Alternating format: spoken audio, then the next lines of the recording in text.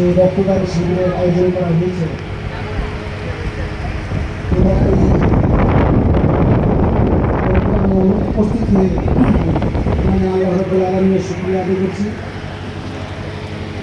এবং এই রক্তদান অত্যন্ত মূল্যবান একটি কাজ। মানুষের সহযোগিতা করা, মানুষের জীবন রক্ষা করা, এটা মহান কাজ। কোরআন মাজিদের মধ্যে আল্লাহ রাব্বুল আলামিন বলছেন যে কোনো ব্যক্তি যদি একজন ব্যক্তিকে জীবিত করল, সেজন্য সমগ্র মানবতাকে জীবিত করল।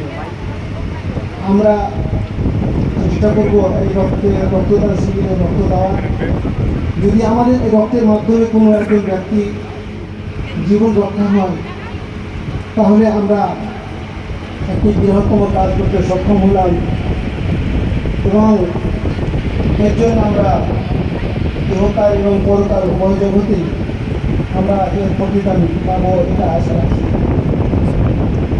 তাই উপস্থিত সকলকে আমি শেষ সালাম দিয়ে এই অনুরোধ রাখবো যে আমরা সকলেই চেষ্টা করব এই রক্তদানের মাধ্যমে মানবতার সেবা করা, মানুষ সেবার কাজে একটি নিয়োগ করা, এটা আমরা সকলে চেষ্টা করব। এই কথা বলে আমি আমার